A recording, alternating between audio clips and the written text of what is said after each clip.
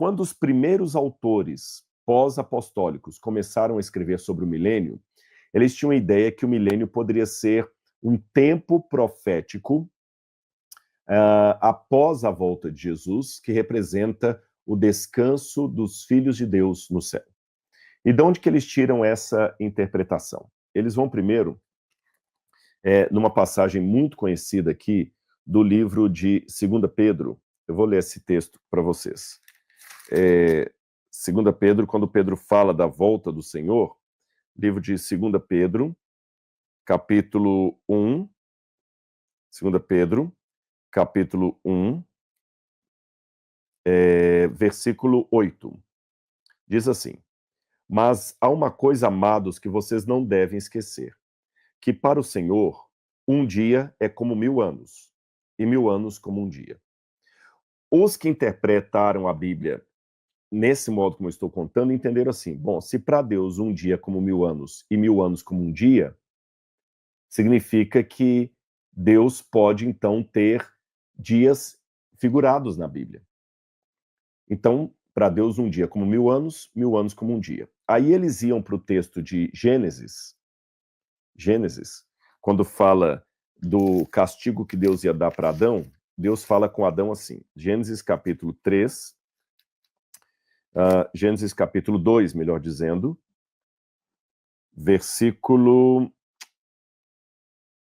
capítulo 2, versículo 15.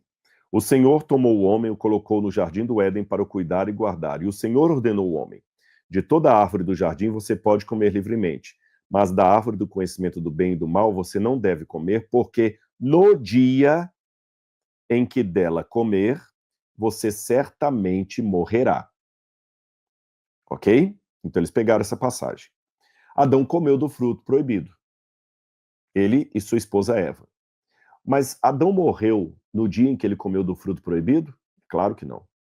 A Bíblia fala que ele ficou vivo ainda por muito tempo depois, por séculos.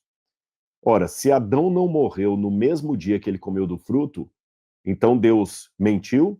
Deus falhou? Aí eles pegam a passagem que fala da morte de Adão, e ela diz aqui o seguinte: quanto tempo viveu Adão?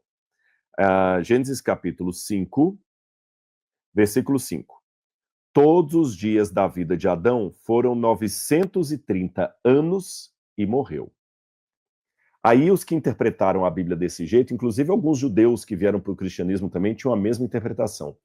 Vem cá, se Adão recebeu de Deus a ameaça, no dia que você comer do fruto você vai morrer, e se Adão só foi morrer quase 1000 anos depois do seu nascimento, ou da sua criação, significa que Deus cumpriu o que Deus falou. No dia que você comer do fruto, Adão, você vai morrer. Mas não no dia, na perspectiva humana de 24 horas, mas na perspectiva divina de 1000 anos. E Adão realmente viveu quase 1000 anos. Na ótica de Deus, um dia. Lembra da passagem de Pedro que eu li para vocês? Porque para o Senhor um dia é como 1000 anos e 1000 anos como um dia. Então Adão morreu no dia em que ele comeu do fruto. Ou seja, 1000 anos da nosso calendário, mais um dia para Deus. Alguns autores judeus também, da linha mais, como eu diria para vocês, alegórica, também interpretavam que os 6 dias da criação representavam 7.000 anos, 6.000 anos de sofrimento da Terra. E que o 7º milênio seria o descanso sabático da Terra. Porque Deus criou o mundo em 6 dias e no 7º descansou. Muitos cristãos dos primeiros séculos após o período apostólico tomaram essa interpretação e começaram a ensiná-la também. Então eles entendiam assim, olha, de Adão até Jesus, teve mais ou menos 4.000 anos. Eles calculavam assim, de Adão até Noé, mais ou menos 1000 anos, de Adão até Abraão, 2000 anos, de Adão até Salomão, 3.000 anos, de Adão até Cristo, 4.000 anos. Então, esses 4.000 anos representam os 4 primeiros dias da criação. Então, da crucifixão de Jesus até a volta de Jesus, haveriam de ter mais 2.000 anos. E o 7º milênio seria o milênio do céu, o milênio de Apocalipse, capítulo 20. Eu confesso para vocês, depois, se vocês quiserem, eu posso explicar mais sobre essa profecia dos 7.000 anos.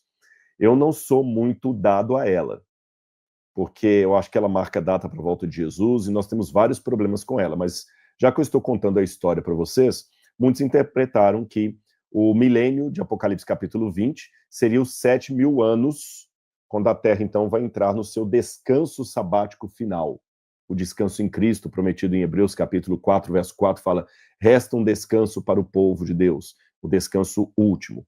E vários pais da igreja, mesmo que nem todos subscrevessem essa profecia dos 7.000 anos, muitos deles entendiam que o milênio de Apocalipse 20 era algo que aconteceria depois da volta de Jesus, tá bom? Então, os quilialistas entendiam que Jesus reinaria na Terra por 1.000 anos após a sua segunda vinda. E o que eles entendiam?